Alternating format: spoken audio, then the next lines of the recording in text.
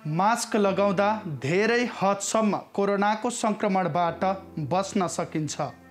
मास्कको साथ कोरोनालाई मात। एभिन्यूज खबर, राष्ट्रको सर्वश्रेष्ठ खबर टेलिभिजन।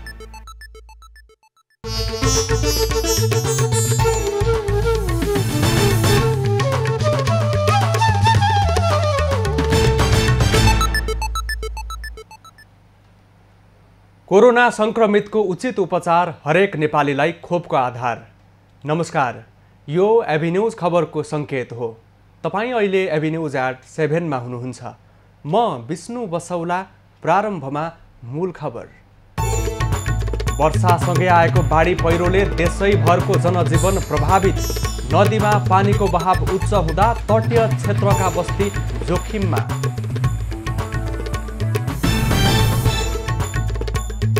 मेलम्चीमा आएको बाढीले सिन्धुपाल्चोकमा ठुलो धनजनको क्षति। बेपत्ता भएका मध्ये 7 जनाको शव भेटियो। मेलम्ची बजार बगरमा परिणत। मौसममा सुधार आउन अझै केही दिन लाग्ने मौसम विभागको भनाई। सतर्कता अपनाउन आग्रह।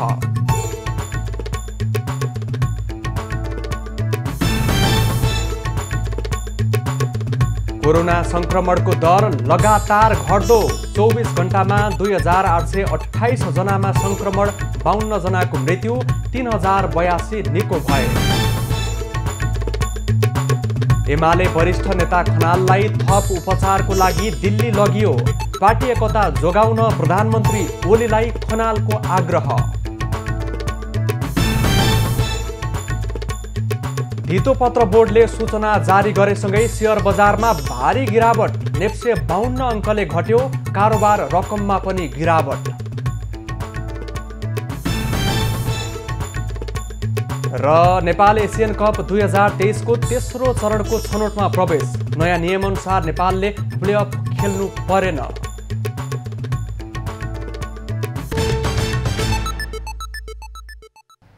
अब खबरको सिलसिला प्रारम्भ गरौँ बाढी पहिरो सम्बन्धी प्रसङ्गबाट। अविरल वर्षासँगै आएको बाढीले सिन्धुपाल्चोकको मेलम्ची बजारमा ठुलो क्षति भएको छ। मङ्गलबार साँझबाट मेलम्ची खोलामा आएको बाढीले मेलम्ची खानेपानी आयोजनाको स्थलसँगै तिम्बु, चनौट, तालामराङ र मेलम्ची बजार बगरमा परिणत भएको छ।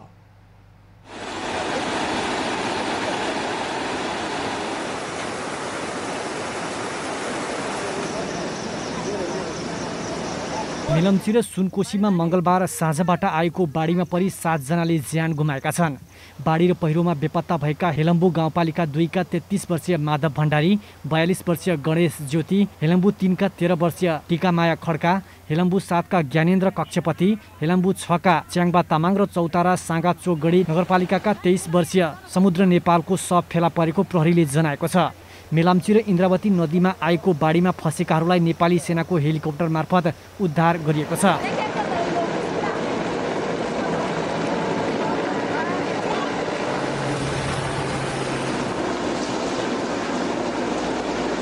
हेलम्बुमा घर, टहरा, फार्म, पुल लगायत संरचना बाढीले बगाएको छ।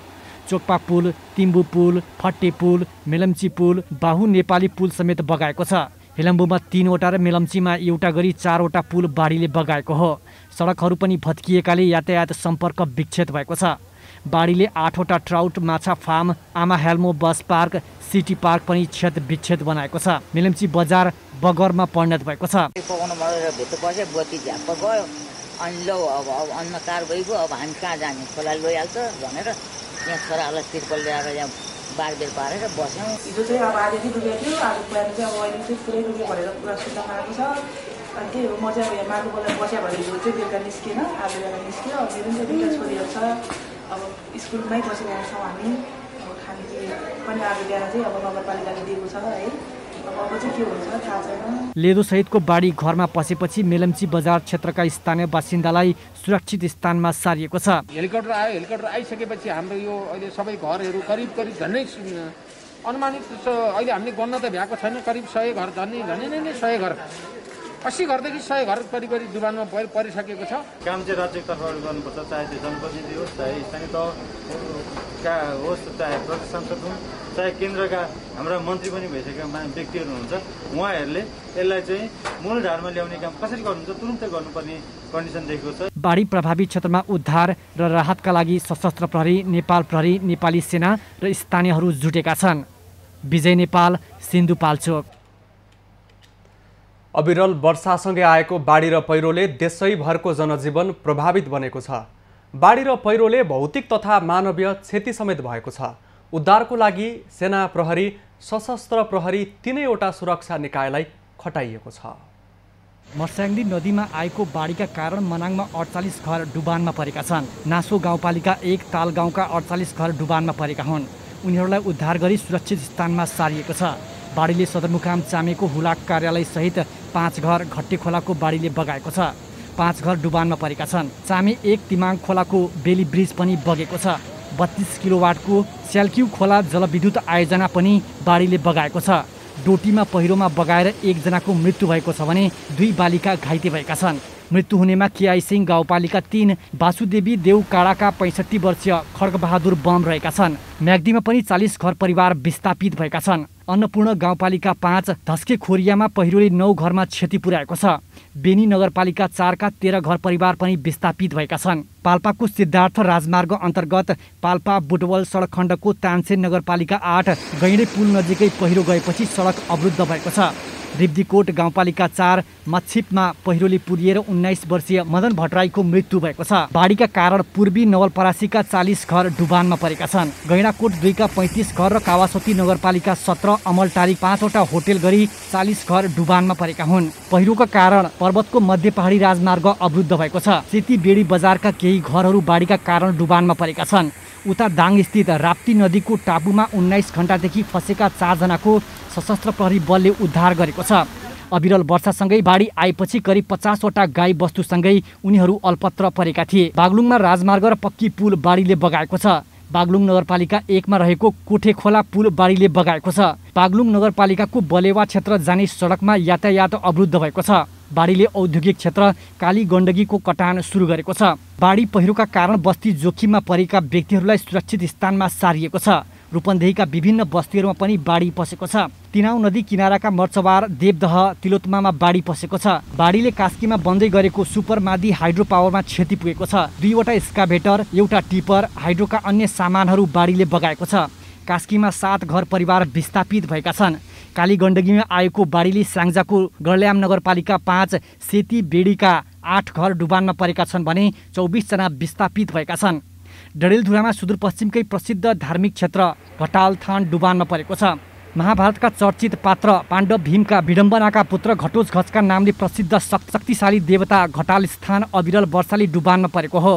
बाजुरा र अछाम हुँदै बग्ने बुढीगङ्गा नदीमा आएको बाढीले आसपासका बस्तीमा जोखिम बढेको छ। बाजुराको त्रिवेणीमा पहिरोका कारण नदी थुनिने डरले स्थानीयहरू रातभर जागराम बस्ने गरेका छन्। अविरल वर्षाले आएको बाढी पहिरोबाट पर्वतमा 50 घर परिवारमा क्षति पुगेको छ। बाढीले जलजला गाउँपालिका 8 लस्ती र फर्किएका 18 घर परिवार विस्थापित भएका छन्।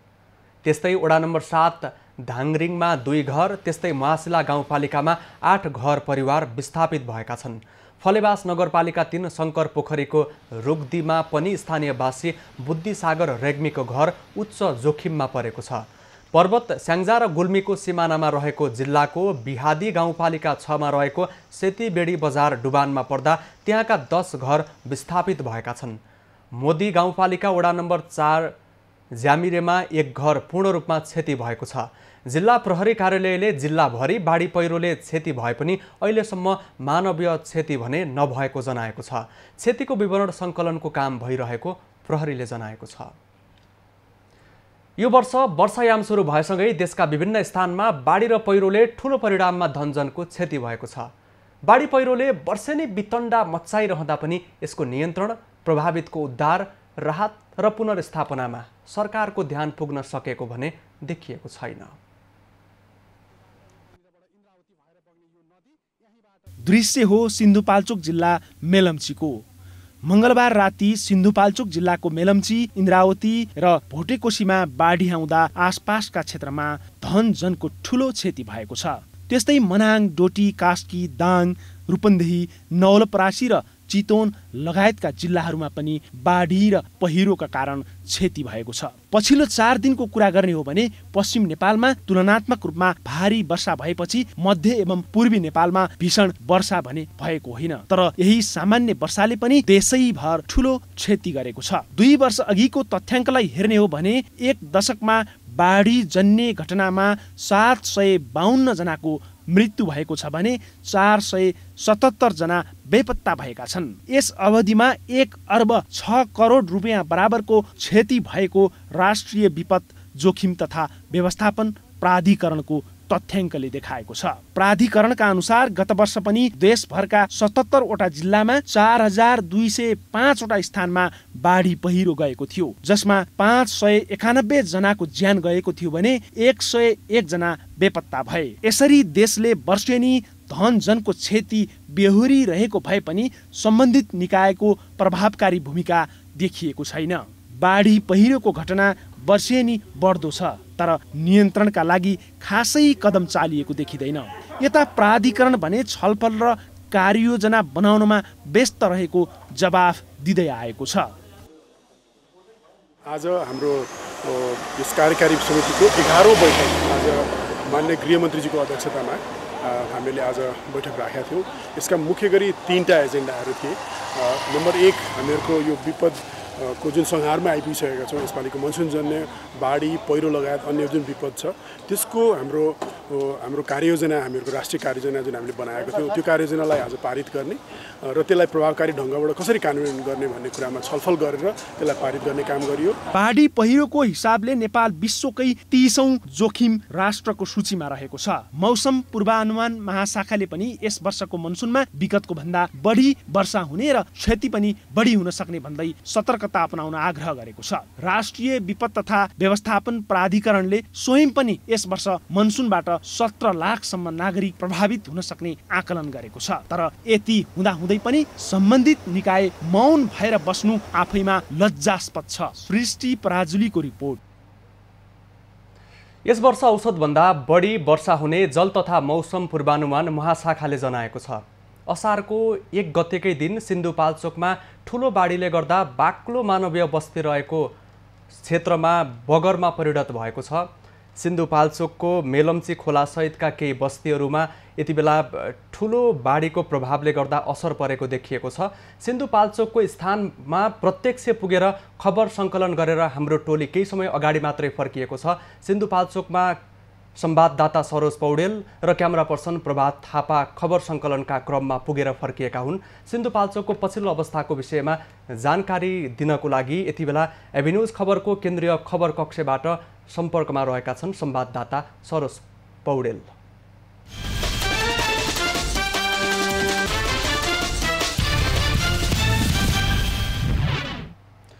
सरोज, दिनभरि त्यही स्थलबाट खबर सङ्कलन पनि हामीले गऱ्यौँ प्रत्यक्ष रूपमा। हामीले पटक पटक बुलेटिनबाट पनि देखाइरहेका छौँ सिन्धुपाल्चोकमा भएको पछिल्लो अवस्थाको विषयमा। त्यहाँ केही समयमै बाक्लो मानवीय बस्ती बगरमा परिणत भएको सन्दर्भ हामीले प्रस्तुत गरिरहेका छौँ। यहाँहरू त्यहाँ पुग्दा त्यहाँको वास्तविक अवस्था कस्तो थियो?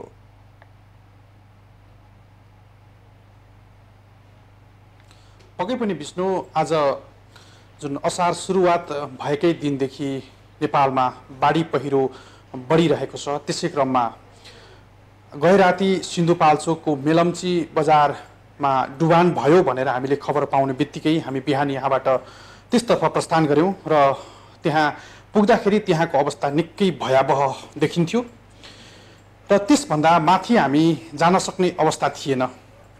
सिन्धुपाल्चोकको जुन मेलम्ची बजार थियो त्यो जिल्लाकै दोस्रो ठुलो सदरमुकामपछि दोस्रो ठुलो बजार पनि हो। त्यो बजार आधी जति डुबिसकेको थियो। त्यहाँनिर मानवीय क्षति भने भइसकेको थिएन। त्यहाँबाट माथि जाने सबै मार्गहरू अवरुद्ध भएका थिए। सबै बाटोहरू खोलाले बगाएको थियो। विद्युतको लाइनहरू कटौती भएको थियो। त्यहाँनिर टेलिफोनको सेवा थिएन। त्यसभन्दा माथि जान सक्ने अवस्था पनि थिएन। सरोज मेलम्ची बजारको आसपासमै रहेर दिनभरि खबर सङ्कलन गरिरह्यौँ। सरोज, त्यहाँ बाढी आयो, धेरै ठुलो क्षति पनि भएको छ। जनको धनको क्षतिको विषयमा अहिले पूर्वानुमान भइसकेको छैन। माथिपट्टि खोला थुनिएर बाढी आएको र केही समयमा फेरि खोला थुनिने अनि फेरि केही समयपछि फेरि पनि बढेर आउने लगायतका दृश्यहरू हामीले दिउँसो पनि देखिरहेका थियौँ। त्यसको कारण के हो? माथिपट्टि पहिरोको अवस्था कस्तो थियो? स्थानीयहरू के बताउँथे?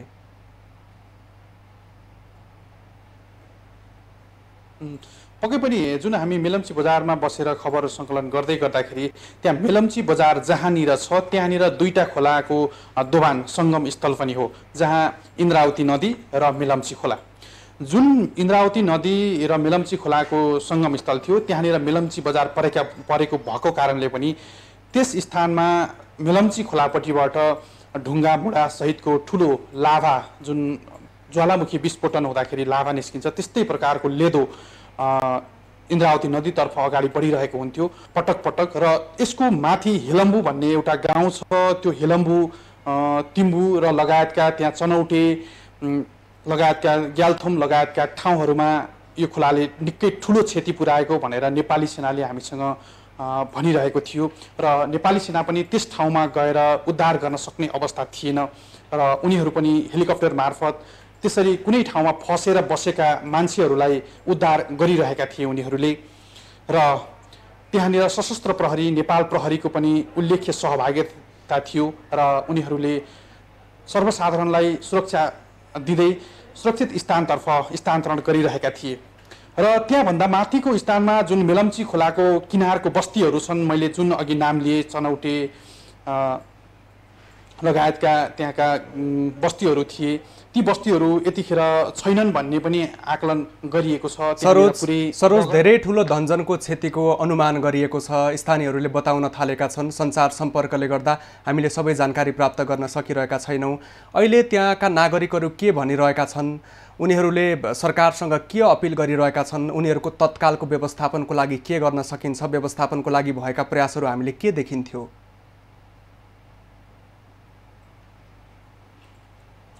अहिले तत्कालको लागि त्यहाँनिर नगरपालिकाले र यता केन्द्रीय सरकारले, प्रदेश सरकारले पनि एक खालको राहतको प्याकेज बनाएको छ र त्यहाँ जुन स्थानीय सरकार छ, स्थानीय सरकारले उनीहरूलाई सुरक्षित स्थानमा स्थानान्तरण गरेर रासन पानीको व्यवस्था र आवासको व्यवस्था, तिर्पालहरू टाङ्ने व्यवस्था पनि गरिरहेको थियो हामी त्यहाँ बस्दै गर्दाखेरि। र धेरै मान्छेहरू, त्यो बजार ठुलो छ र त्यो बजारको मान्छेहरू धेरै भएका कारणले पानी पनि निरन्तर परिरहेको थियो र त्यस कारणले सबै मान्छेलाई एकैपटक त्यहाँनिर वासस्थान बनाउनको लागि पनि तत्कालको लागि कठिनाइ भएका कारणले त्यहाँ नजिकै रहेको एउटा स्कुल छ, स्कुलमा त्यहाँका स्थानीयहरूलाई सारेर राखिएको छ र त्यहीँ खानाको व्यवस्था पनि गरिएको छ, बस्नको व्यवस्था गरिएको छ तत्कालको लागि भने। अब भोलिका दिनहरूमा राहतको प्याकेजहरू लाने भनेर हामीलाई त्यहाँको नगरपालिका र यता केन्द्रबाट जानुभएका मन्त्रीहरूले, त्यसपछि सभामुख अग्नि सापकोटा पनि पुग्नु भएको थियो, उहाँहरूले पनि हामीलाई भन्नुभएको थियो। र त्यहाँका स्थानीयहरू यसो भनिरहेका छन् कि जब आफू आफ्नो ज्यान त बचाउन सकियो, अब हाम्रो धनमाल त यहाँ रहेन र उनीहरूको पीडा यस्तो थियो कि जहाँ हरेक वर्ष सिन्धुपाल्चोकवासीले भोग्दै आएको पीडा हो, हाम्रो देशका नागरिकहरूले भोग्दै आएको पीडा हो र अझ भन्ने हो भने सिन्धुपाल्चोकवासीले त वर्षौनी यस्ता खालका प्राकृतिक विपत्तिहरू भोग्दै आएका छन् र उनीहरू अब आफ्नो वासस्थानको लागि, स्थानान्तरणको लागि सरकारसँग हारगुहार गरिरहेका थिए र उनीहरूको पीडा निकै पीडादायक नै देखिन्थ्यो। र त्यति बेला हामीले खबर सङ्कलन गर्दै गर्दाखेरि हामी यहाँबाट गएको टोली, मसँग क्यामेरा पर्सन प्रभात थापा हुनुहुन्थ्यो र त्यसपछि हामीले कतिपय दृश्यहरू त्यहाँनिर क्यामेरामा कैद गर्न सकेनौँ र त्यसपछि कतिपय कुराहरू आँखाले पनि देख्दाखेरि त्यहाँनिर हामीलाई लाग्थ्यो कि यो निकै भयावह अवस्था छ यसभन्दा माथिको स्थानहरूमा भनेर हामीले आकलन गरेका थियौँ। र मैले भन्दा अरू केही फरक दृश्यहरू पनि क्यामेरा पर्सन प्रभात थापाले देख्नु भएको हुनसक्छ, उहाँसँग पनि केही अनुभवहरू हामी सेयर गर्छौँ। हामी त्यहाँनिर खबर सङ्कलन गर्दै गर्दाखेरि जस्तो हामीले विभिन्न दृश्यहरू देख्यौँ, तपाईँले त्यस्तो फरक के देख्नुभयो? अलिक केही? पक्कै पनि सरोज, त्यस ठाउँको अवस्था एकदमै दर्दनाक अवस्था थियो हैन। जस्तै तपाईँले देख्नु भएन त्यहाँ पहिलाको 2 दिन अगाडिको सिन्धुपाल्चोक मेलम्ची बजार र अहिलेको मेलम्ची बजार तपाईँले त्यहाँ आउनै सक्नुहुन्न कि त्यहाँ त्यस्तो हराभराको एकदमै राम्रो मेलम्ची बजार थियो भनेर हैन। त्यो अवस्था पनि हामीले पहिलाको र अहिलेको देखाउन सक्दैनौँ। र तपाईँले पक्कै पनि सुन्नुभयो होला त्यो खोलाको गडगडाहाट हैन, लेदो, त्यो सबै अवस्थाहरू। हामी खोलाको नजिक पनि जान सकेनौँ किनभने त्यहाँ हामीलाई जान पनि दिएन, सुरक्षाकर्मीले हामीलाई रोक लगायो। हामी अलिकति नजिक जाँदाखेरि पनि त्यहाँ तपाईँले देखिहाल्नुभयो त्यो खम्बाहरू ढल्ला जस्तो, तारहरू चुडेला जस्तो गरेर हामी त्यहाँबाट भाग्ने पनि अवस्था आएको थियो। हामी भाग्यौँ पनि त्यतिखेर पानी जताततैबाट छिर्न थालेपछि एकदमै दर्दनाक अवस्था थियो। त्यस अवस्थामा मान्छेको भयावह त्यहाँ अनुहारमा एक प्रकारको डर, त्रास, कहाँ बस्ने हैन, कहाँ बस्ने, अब के खाने भन्ने कुराहरूले एकदमै उनीहरूलाई चिन्तित गराइरहेको थियो। एकदमै भयावह अवस्था देखेको थिएँ मैले त त्यहाँ। अनि प्लस कस्तो भन्नाले त्यो खोला कहिले चाहिँ अब तपाईँको दायाँबाट बग्दिने, कहिले बायाँबाट बग्दिने, खोलाको एक ठाउँबाट बह पनि थिएन। त्यो त्यस्तै भइरहेको थियो पनि। एक ठाउँबाट बह पनि थिएन, कहिले घरतिरबाट बग्दिने, कहिले त्यहाँ तपाईँले याद पनि गर्नुभयो होला सडकको नजिक 10-12 घरलाई अझ पनि एकदमै खतरा छ त्यसको लागि। कुन बेला त्यो भत्किने हो त्यो अझ पनि त्यहाँ हामीले थाहा हुँदैन। त्यस्तो खालको दृश्यहरू चाहिँ हामीले देखेका थियौँ त्यहाँ हैन। अब दर्शकहरूलाई देखाउन चाहिँ अब कतिपय कुराहरू हामीले क्यामेरामा कैद गर्न पनि सक्दैनौँ। मौसमको अनुकूल त्यस्तो विधि पनि थिएन, एकदमै पानी परिरहेको अवस्था थियो। हामी आफै बचेर काम गर्नुपर्ने अवस्था थियो। यही नै हो सरोज। अनुभव सेयर गरिदिनु धन्यवाद। हो, पक्कै पनि उहाँले अनुभव सेयर गरे जस्तै त्यहाँको अवस्था निकै कारुणिक दृश्यहरू देखिन्थे। त्यहाँनिर पशु चौपायाहरू खोलाले बगाएर ल्याइरहेको हुन्थ्यो। अनि त्यस्तै ठुल्ठुला ढुङ्गाहरू, माटोको लेदो र रुखबुट्टाहरू सिँगै बगाएर ल्याइरहेको हुन्थ्यो र घरका विभिन्न सामग्रीहरू, झ्यालडोकाहरू बगाएर ल्याउँथ्यो। र त्यो दृश्यहरू हामीले दिनभरि बसेर त्यहाँ क्यामेरामा कैद गरिरह्यौँ र त्यहाँको दृश्य हेर्दाखेरि जो कोहीको मन पनि सम्हालिन सक्दैन। धन्यवाद सरोज। हामीसँग संवाददाता सरोज पौडेल र क्यामेरा पर्सन प्रभात थापा एभिन्यूज खबरको केन्द्रीय खबर कक्षबाट जोडिनु भएको थियो। सिन्धुपाल्चोकवासीको लागि बाढी पहिरो नियति नै बनिरहेको छ। हरेक वर्ष बाढी पहिरोले ठुलो धनजनको क्षति भइरहेको तथ्याङ्क र तथ्यहरू प्रस्तुत भइरहँदा पनि सम्बन्धित पक्षबाट प्रभावकारी पहल भने भइरहेको छैन। आजै मात्र पनि सिन्धुपाल्चोकवासीमाथि ठुलो वज्रपात आइलाग्यो। हामीले दिनभर जसो सिन्धुपाल्चोकबाट प्रत्यक्ष खबर प्रसारण गऱ्यौँ, खबर प्रस्तुत गऱ्यौँ। सिन्धुपाल्चोकवासीका कथा, व्यथा, अभिव्यक्ति, सिन्धुपाल्चोकवासीले केन्द्रीय सरकारलाई सुनाउन चाहेका गुनासोहरू हामीले लगातार प्रस्तुत गरिरह्यौँ।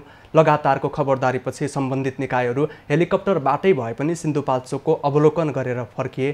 तर त्यहाँका नागरिकहरूको, त्यहाँका बासिन्दाहरूको तत्कालीन समस्या समाधान गर्न पहल भए पनि दीर्घकालीन समस्या समाधानमा पहल भएको छैन। अर्बौं खर्च गरेर बनाइएका संरचना क्षणभरमा बगरमा परिणत भएको छ। धेरैजनाको ज्यान गएको छ। अझै पनि क्षतिको अवस्थाको विषयमा आकलन गर्न सकिने स्थिति छैन र बाढी र पहिरोले गर्दा त्यहाँ अझ ठुलो असर पर्न सक्ने भनेर अनुमान र आकलनहरू पनि भइरहेका छन्। खबरको सिलसिला अझै जारी छ, हामीसँगै रहनुहोला। अब बाँकी खबर। सरकारले बाढी पहिरो प्रभावित क्षेत्रमा उद्धार, राहत तथा व्यवस्थापनको कामलाई प्रभावकारी बनाउनको लागि सबै मन्त्रालयलाई परिचालन गर्ने निर्णय गरेको छ। विपद व्यवस्थापन कार्यकारी समितिको बुधबार बिहान सिंहदरबारमा बसेको बैठकले सबै मन्त्रालयको संयुक्त प्रयासमा विपद प्रतिकारलाई प्रभावकारी बनाउने निर्णय भएको छ। बैठकले मनसुनको 100 दिनको अवधिमा गर्ने कार्ययोजना पारित गरेको छ। हामीहरूको यो विपदको जुन संहारमा आइपुगिसकेका छौँ, यसपालिको मनसुनजन्य बाढी पहिरो लगायत अन्य जुन विपद छ त्यसको हाम्रो कार्ययोजना, हामीहरूको राष्ट्रिय कार्ययोजना जुन हामीले बनाएको थियौँ त्यो कार्ययोजनालाई आज पारित गर्ने र त्यसलाई प्रभावकारी ढङ्गबाट कसरी कार्यान्वयन गर्ने भन्ने कुरामा छलफल गरेर त्यसलाई पारित गर्ने काम गरियो। बैठकमा सिन्धुपाल्चोक, मनाङ लगायत बाढी पहिरो प्रभावित क्षेत्रको अवस्थाबारे समीक्षा गरिएको थियो। बाढी पीडित क्षेत्रमा खाद्य सामग्री, टेन्ट लगायतका आवश्यक व्यवस्था तुरुन्त गर्ने र जोखिममा परेकालाई तत्काल उद्धार गर्ने निर्णय बैठकले गरेको छ। केही दिनदेखि मनसुनी वायुको प्रभावले देशैभर वर्षा भइरहेको छ। वर्षाको कारण नदी क्षेत्रमा पानीको बहाव बढेर तटीय बस्ती जोखिममा परेको छ भने पहाडी क्षेत्रमा पहिरोको जोखिम बढिरहेको छ। यही सन्दर्भमा नेपालमा मौसमको अवस्था कस्तो छ र मौसम कति समय अझ सशक्त रहन सक्छ, यही विषयमा कुराकानी गर्नको लागि हामीसँग सम्पर्कमा हुनुहुन्छ वरिष्ठ मौसमविद वरुण पौडेल। पौडेलजी, यहाँलाई स्वागत छ एबी न्युज खबरमा। हजुर, धन्यवाद, नमस्कार। केही दिनदेखि लगातार देशका विभिन्न क्षेत्रमा आंशिकदेखि भारी वर्षा भइरहेको छ। अहिले नेपालमा मौसमको अवस्था कस्तो छ? निश्चय पनि अघि यहाँले पनि भेडाउनमा भन्नुभयो, गत 28 गतेदेखि जेठ 28 गतेबाट चाहिँ यो हप्ताको लागि मनसुन प्रवेश गरेको छ नेपालमा र बिस्तारै यो देशभरि फैलिएको अवस्था छ, जसले गर्दाखेरि देशभरि चाहिँ बदली भएर धेरै स्थानहरूमा चाहिँ मध्यम वर्षा भइरहेको छ भने केही स्थानहरूमा चाहिँ भारी वर्षा पनि भइरहेको अवस्था छ, जसको कारणले गर्दाखेरि बाढी पहिरोको चाहिँ उच्च जोखिममा रहेको छ। त्यस भएको हुनाले अझै यो समय चाहिँ केही दिन रहने देखिन्छ र यद्यपि मनसुन त अब 4 महिनाको हुन्छ, तर सुरुवाती अवस्थामा सक्रिय अवस्थामा रहेको कारणले गर्दाखेरि सुरुवाती अवस्थामा यही हप्तामा चाहिँ अति धेरै चाहिँ जोखिमहरू क्षति पनि भइरहेको छ। अझै पनि हामी राहत र उद्धारका कुराहरू चाहिँ अगाडि बढाउँदै जानुपर्ने हुन्छ र मेन चाहिँ यो जोखिमयुक्त ठाउँहरू कहाँ कहाँ छ होइन, त्यसलाई समयमै स्थानीय लेभलमा पहिचान गरेर अलिकति सुरक्षित स्थानतिर चाहिँ यो मानव बस्तीलाई चाहिँ बढाउनु पर्ने जस्तो देखिएको छ। मौसम थप सशक्त हुनको लागि अझै बाँकी हो?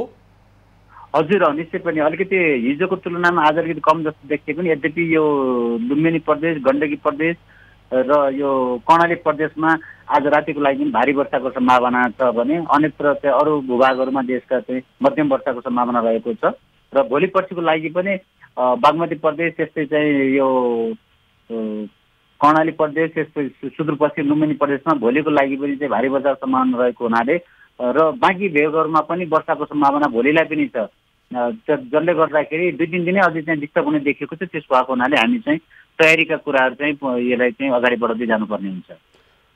तराईका क्षेत्रभन्दा पहाडको क्षेत्रमा बढी पानी पर्ने लगायतको अनुमानहरू भइरहेको छ, वास्तविक अवस्था के हो? निश्चय पनि यो चाहिँ नर्मली यो मनसुनको वर्षा भनेको चाहिँ पहाडी भूभागहरूमा चाहिँ बढी हुन्छ र त्यहाँबाट चाहिँ के अरे खोला नदी नाला हुँदै तराईमा चाहिँ डुबान हुने हो र बिस्तारै चाहिँ छुवाछुवा नदीका चाहिँ बहावहरू पनि बढ्न थालेको अवस्था थियो, सुरुवाती अवस्थामा छ। विशेष गरेर अहिले चाहिँ यो नारायणी र गण्डकी नदीमा चाहिँ बढी बहाव देखिएको छ भने यो साताको लागि फेरि बिचमा चाहिँ मनसुन के निस्किएर जस्तो हुन्छ, फेरि सक्रिय हुने यो खालको अवधि 4 महिनासम्म रहन्छ। त्यस भएको हुनाले अहिले नै यही नै चाहिँ मनसुन सकिएर चाहिँ जाने होइन, यही हप्तामा यसमा बिस्तारै कम हुँदै जाला, भोलिबाट पर्सिभन्दा निकै वर्ष कम हुँदै चाहिँ जाने देखिएको छ। यद्यपि हामीले यसलाई चाहिँ एउटा लेसन पाठ सिक्नुपर्ने हुन्छ। सुरुवाती अवस्थामा चाहिँ यतिको मनसुन चाहिँ के अरे अलिकति चाहिँ बढी रूपमा चाहिँ वर्षा भइरहेको कारणले गर्दाखेरि हामीले पहिला पनि पूर्वानुमान गरिसकेका छौँ।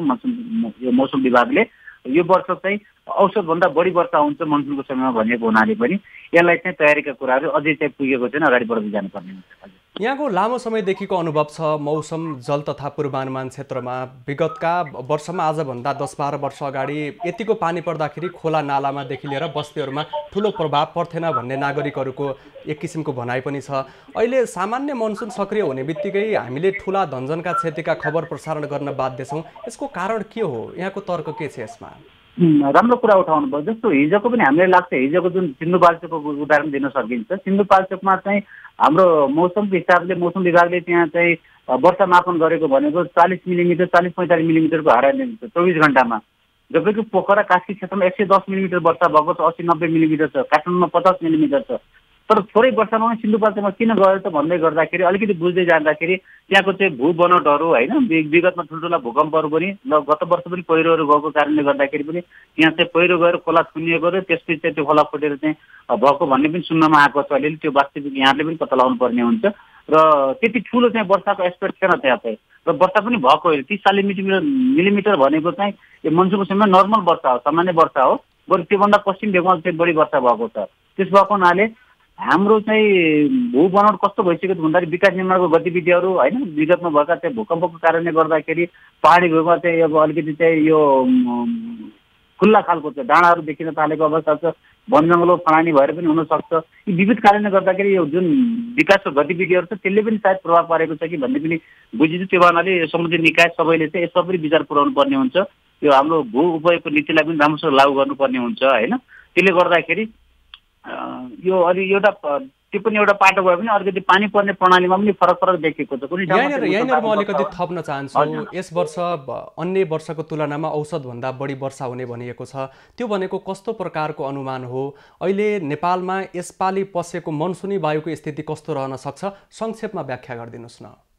यसमा औसतभन्दा बढी वर्षा भन्न खोजेको के त भन्दाखेरि नर्मली अब मनसुनको समयमा नेपालभरिमा लगभग भनौँ न 1500 मिलिमिटर वर्षा हुन्छ भने त्यो 1500 भन्दा बढी वर्षा हुनुलाई चाहिँ हामी औसतभन्दा बढी वर्षा भन्छौँ भने कहिले काहीँ चाहिँ कुनै वर्षमा चाहिँ त्यो 1500 मिलिमिटर भन्दा पनि कम वर्षा हुन्छ। हामी 30-40 वर्षको तथ्याङ्कहरूलाई हेरेर गरिएको हुन्छ, विश्लेषण गरेर एउटा चाहिँ तथ्याङ्क हिसाबले निकालेको हुन्छ। त्यो चाहिँ यो एउटा मापक होइन, त्यो 1500 मिलिमिटर भन्दा बढी हुन्छ भनेर हामीले एक्सपेक्ट गरेको हो। र त्यो भन्दै गर्दा कुन ठाउँमा बढी सरदर भनिएको, त्यस भएको हुनाले कुनै ठाउँमा चाहिँ बढी वर्षा हुने, एकैतालले ठुलो बाढी हुने होइन, ठुलो भारी वर्षा भएर कुनै समय फेरि घाम खडेरी पनि हुन सक्ने देखिन्छ आगामी दिनहरूमा।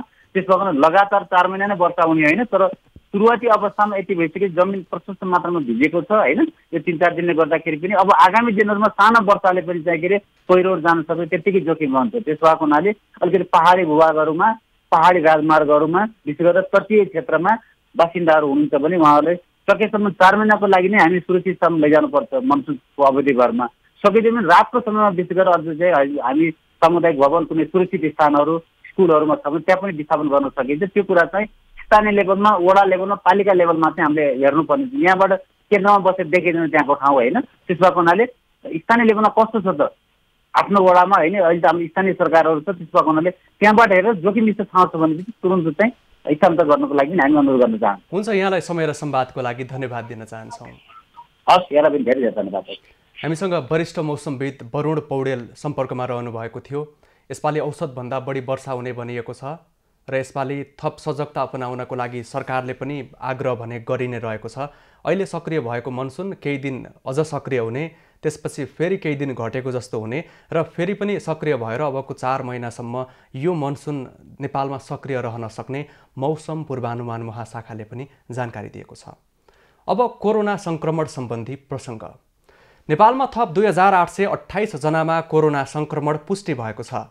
देशभर 8687 जनाको PCR विधिबाट परीक्षण गर्दा 2014 4335 वटा नमुना एन्टिजेन विधिबाट परीक्षण गर्दा 814 जनामा संक्रमण देखिएको स्वास्थ्य तथा जनसङ्ख्या मन्त्रालयले जानकारी दिएको छ। यो सँगै हालसम्म कोरोना संक्रमित हुनेको कुल सङ्ख्या 6,14,216 पुगेको छ। हाल देशभर 61,117 जना सक्रिय संक्रमित छन्। तीमध्ये 57,826 जना होम, 4,311 जना संस्थागत आइसोलेसनमा छन्। यसैगरी पछिल्लो 24 घण्टामा संक्रमणबाट 52 जनाको मृत्यु भएको छ। यो सँगै हालसम्म कोरोनाबाट ज्यान गुमाउनेको सङ्ख्या 8,558 पुगेको छ। पछिल्लो 24 घण्टामा देशभर 3,082 जना संक्रमित निको भएका छन्। यो सँगै हालसम्म निको हुनेको सङ्ख्या 5,43,521 पुगेको छ। नेपालमा संक्रमित निको हुनेको दर 88.5 रहेको छ। हालसम्म संक्रमण पहिचानको लागि 32,40,279 वटा नमुना PCR विधिबाट 1,23,386 नमुना एन्टिजेन विधिबाट परीक्षण गरिएको स्वास्थ्य तथा जनसङ्ख्या मन्त्रालयले जानकारी दिएको छ। नेकपा एमालेका वरिष्ठ नेता तथा पूर्व प्रधानमन्त्री झलनाथ खनालले पार्टीलाई फुटबाट जोगाउन तथा एकताबद्ध पार्नको लागि सबै नेता कार्यकर्तालाई विशेष आह्वान गरेका छन्। स्वास्थ्यमा गम्भीर समस्या भएपछि उपचारको लागि भारतको दिल्ली प्रस्थान गर्नु अघि आज विज्ञप्ति जारी गर्दै उनले एकता सफलताको बाटोमा भएको तर फुटले विनाशको बाटो समात्ने गरेको बताए। पूर्व प्रधानमन्त्री खनालले रेस, राग, अहङ्कार, बदला भाव त्यागेर पार्टीका वैधानिक प्रक्रिया अन्तर्गत पार्टीलाई फुटबाट जोगाउन तथा एकताबद्ध पार्न पनि सबै नेता कार्यकर्तालाई विशेष आह्वान गरेका छन्। पार्टीलाई फुटतर्फ धकेल्ने नभई धैर्य र संयमको साथ एकता जोगाउने प्रयत्न गरेमा मात्रै सबै सफल हुने खनालको भनाइ छ। थप उपचारको लागि भारत जानुअघि एमाले वरिष्ठ नेता माधव नेपाल, महासचिव ईश्वर पोखरेल लगायतका नेताले खनालको स्वास्थ्य अवस्थाबारे जानकारी लिएका थिए। प्रधानमन्त्री तथा एमाले अध्यक्ष केपी ओलीले खनाललाई उपचारको लागि दिल्ली जानुअघि टेलिफोन मार्फत स्वास्थ्य लाभको कामना गरेका थिए। उनी बुधबार 12:30 बजेको नेपाल एयरलाइन्सको विमानबाट दिल्ली प्रस्थान गरेका थिए। नेपाल नेता खनालमा मृगौलाको समस्याबाट हुने लक्षण र कोभिडपछि देखिने लक्षण देखिएको छ। नेता खनालको दिल्ली स्थित एपोलो अस्पतालमा उपचार हुनेछ। शेयर बजारमा बुधबार भारी अङ्कले गिरावट आएको छ। नेपाल धितोपत्र बोर्डले लगानीको लागि जोखिम रहेको भन्दै 51वटा कम्पनीको नाम सार्वजनिक गरेपछि त्यसको असर शेयर बजारमा परेको छ। बोर्डले सार्वजनिक गरेका अधिकांश कम्पनीको शेयर मूल्य ओह्रालो लागेको छ। नेप्से परिसूचक 52.39 अङ्कले घटेर 2969.72 बिन्दुमा झरेको छ। सेन्सेटिभ सूचक पनि 8.56 अङ्कले घटेको छ। कारोबारमा आएका 13 उपसमूहको सूचक मध्ये 12 उपसमूहको सूचक ओह्रालो लागेको छ। फाइनान्स उपसमूहको सूचक सबैभन्दा धेरै 6.81% घटेको छ। विकास बैंक उपसमूहको 4.03, हाइड्रो पावर उपसमूहको सूचक 4.74% घटेको छ। त्यस्तै होटल उपसमूहको सूचकमा पनि 5% भन्दा धेरैको गिरावट आएको छ। आज 219वटा कम्पनीको 2,82,89,128 किता शेयर 15,48,44,74,79,319 रुपियाँमा खरिद बिक्री भएको छ। कारोबारमा आएका 17 कम्पनीको शेयर नकारात्मक सर्किट लेभलमा कारोबार भएको छ। यसमा अधिकांश हाइड्रो पावर र फाइनान्स कम्पनी देखिएका छन्। सबैभन्दा बढी नेपाल पुनर्बिमा कम्पनीको 60,90,00,000 रुपियाँ बराबरको शेयर खरिद बिक्री भएको छ। सरकारले कर तिर्ने समय थप गरेको छ। सरकारले 2077 चैत र 2078 वैशाखको कर असार 25 गतेसम्म तिर्न पाउने गरी समय थपेको छ। आन्तरिक राजस्व विभागले कोरोना नियन्त्रणको लागि जारी गरिएको निषेधाज्ञाले कर तिर्न असहज भएको भन्दै असार 25 गतेसम्मको लागि समय थपेको छ। मूल्य अभिवृद्धि कर ऐन 2052 बमोजिम 2077 चैत र 2078 वैशाख महिनाको द्विमासिक अवधिको मूल्य अभिवृद्धि कर असार 25 गतेसम्म बुझाउन सक्ने विभागले जनाएको छ। आयकर, अन्तशुल्क, शिक्षा सेवा शुल्क, टेलिफोन स्वामित्व शुल्क र दूरसञ्चार दस्तुर पनि असार 25 गतेसम्म तिर्न पाउने गरी समय थप गरिएको छ। पशुपति क्षेत्र विकास कोषले गत जेठ 31 गते पशुपतिको रामनारायण मन्दिरको पुनर्निर्माणको लागि त्यहाँ बस्दै आएका साधु सन्तलाई अन्यत्र सार्ने निर्णय गर्यो, जसले गर्दा पशुपति विकास कोष र त्यहाँ बस्दै आएका साधु सन्तको बीचमा विवाद बढेको छ।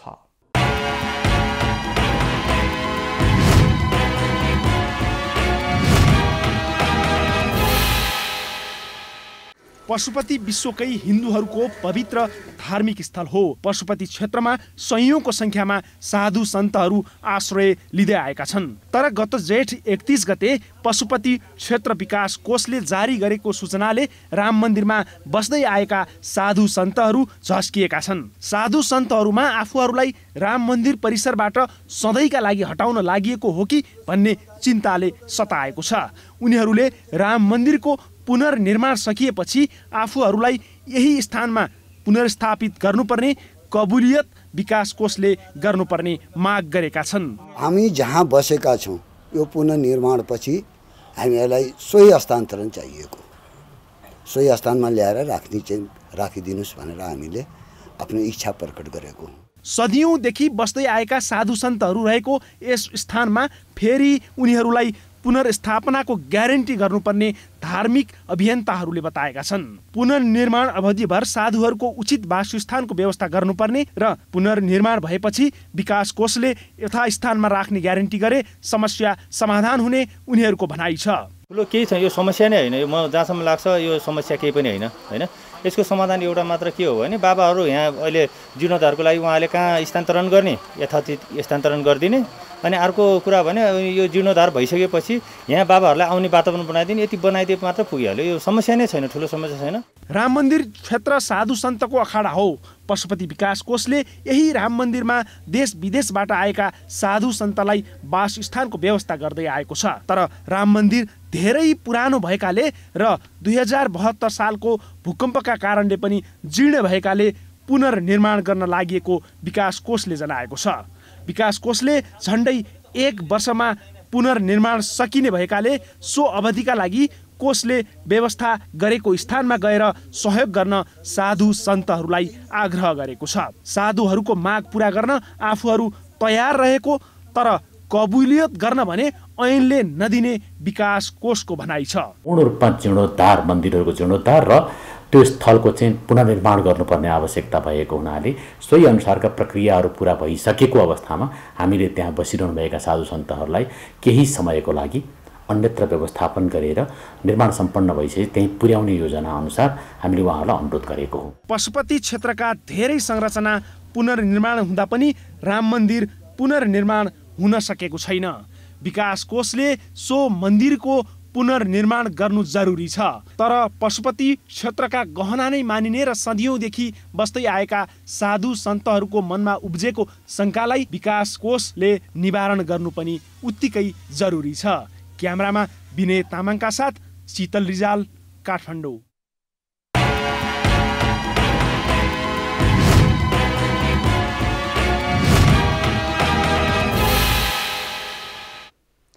गण्डकी प्रदेशका मुख्यमन्त्री कृष्णचन्द्र नेपाली पोखरेलले असार 4 गते बिहीबार विश्वासको मत लिने भएका छन्।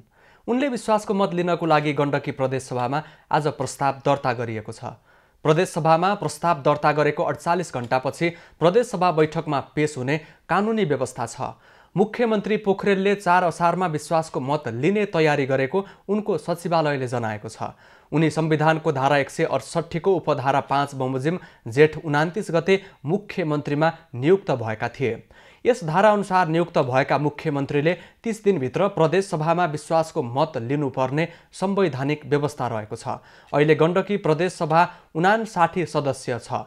यसमा नेकपा एमालेका 27, त्यसैगरी नेपाली कांग्रेसका 15, नेकपा माओवादी केन्द्रका सभामुख बाहेक 11, राष्ट्रिय जनमोर्चाका 2, जनता समाजवादी पार्टी जसपाका 2, 1 जना स्वतन्त्र सांसद छन्। जनमोर्चाका कृष्ण थापा पार्टीको व्हिप नमान्दा पद मुक्त भएका छन्। विश्वासको मतको लागि 30 सांसद आवश्यक पर्छ। अहिले मुख्यमन्त्री पोखरेलको पक्षमा कांग्रेस, माओवादी, जनमोर्चा, जसपा र स्वतन्त्र गरी 31 सांसदको समर्थन देखिएको छ। वर्षा ऋतुको सुरुवातसँगै नेवार समुदायले सिथी नखा पर्व मनाइरहेका छन्। विभिन्न मौसम र ऋतु परिवर्तनसँगै मनाइने पर्वहरूमध्ये यो पर्व निकै महत्त्वपूर्ण मान्ने गरिन्छ। परापूर्वकालदेखि संस्कृतिका धनी जातिको रूपमा चिनिएको नेवार समुदायले ऋतु परिवर्तनसँगै विभिन्न खाले जात्रा पर्वहरू मनाउँदै आइरहेका छन्। सो अनुसार नेवार जातिले ग्रीष्म ऋतुको अन्त्य र वर्षा ऋतुको आगमनसँगै सिथी नख पर्व मनाउने गर्दछन्। नेवार समुदायमा क्षेत्रपाल देवताको रूपमा शिवपुत्र कुमारलाई पूजिन्छ। कुनै पनि चाडपर्व मनाउनु अघि र शुभ कार्य गर्नुभन्दा पहिले कुमारको पूजा गरिने प्रचलन छ। यस दिन महादेव पुत्र कुमारको पनि जन्म भएका कारण यस पर्वलाई कुमार खष्ठीका रूपमा पनि पूजिन्छ। आजका दिन भक्तजनहरूले क्षेत्रपालको रूपमा कुमारको पूजा गर्दछन्। सिथी नख पर्वमा विभिन्न कुल देवी देवताहरूको पनि पूजा आजा गरिन्छ। गर्मी मौसमलाई ध्यान दिई नेवार समुदायले सिथी नखका दिन सजिलै पचाउन सकिने र स्वास्थ्यलाई फाइदा पुर्याउने परिकारको रूपमा बारा बनाएर खाने प्रचलन छ। त्यसैले पनि यस पर्वलाई बारा खाने र खुवाउने पर्वको रूपमा लिइन्छ। मांस तथा मुङलाई पिसेर विभिन्न स्वाद अनुसार बनाइएको एक प्रकारको रोटी नै बारा हो। तछलाथुवा तृतीयाका दिन काठमाडौँ उपत्यकाको भित्री सहर जैसीदेवलमा अवस्थित सिथीदेव अर्थात् कुमारको मूर्तिलाई विधिवत तरिकाले पूजा अर्चना गरे कुमार घरबाट बाहिर निकाली स्नान गराइन्छ। सिथी नखको साँझ मूर्तिलाई पुनः बाहिर निकालेर सँगै रहेको पार्टीमा राखी सो दिनको भोलिपल्ट मूर्तिलाई खट जात्रा गर्ने प्रचलन छ। वर्षा ऋतु सुरु हुने भएकाले यस बेला ढुङ्गेधारा, इनार, कुवा जस्ता पानीका स्रोतहरूको पनि सरसफाई गरिने प्रचलन छ। एभिन्यूज खबरका लागि राकेश डङ्गलको रिपोर्ट। अब पालो एभिन्यूज एट स्पोर्ट्सको।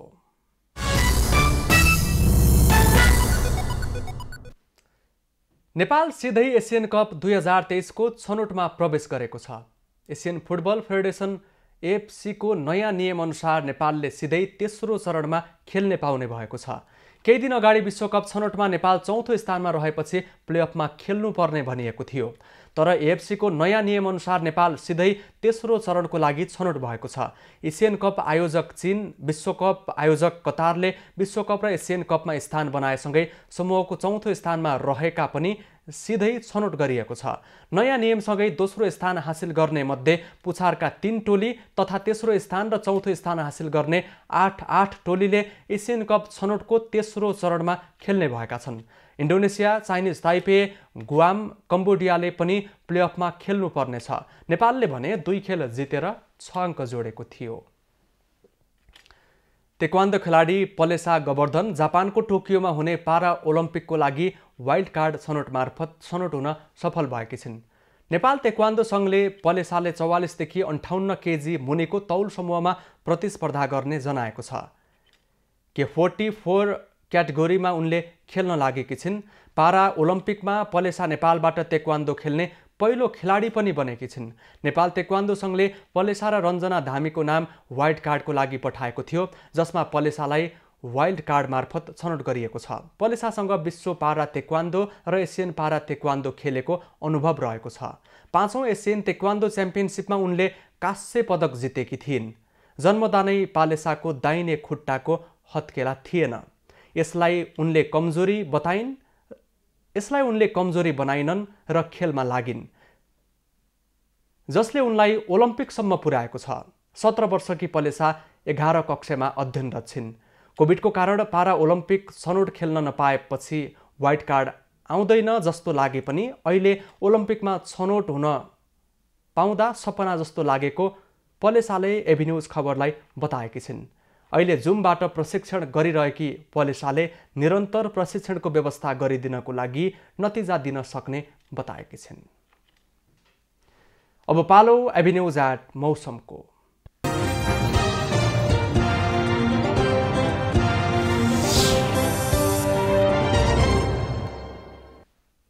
मनसुन सक्रिय भई देशभर वर्षा भइरहेको छ। मनसुनी वायुको प्रभावले अझै केही दिन लगातार मध्यमदेखि भारी वर्षाको सम्भावना रहेको जल तथा मौसम पूर्वानुमान महाशाखाले जनाएको छ।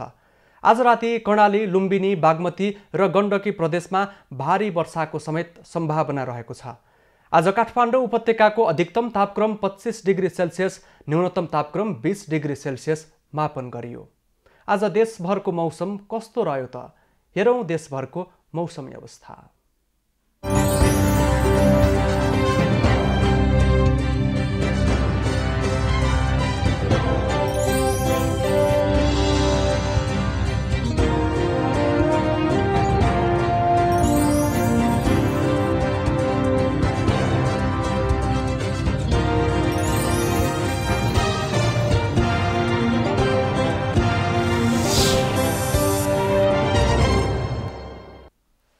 अहिलेलाई खबरको क्रम यति नै।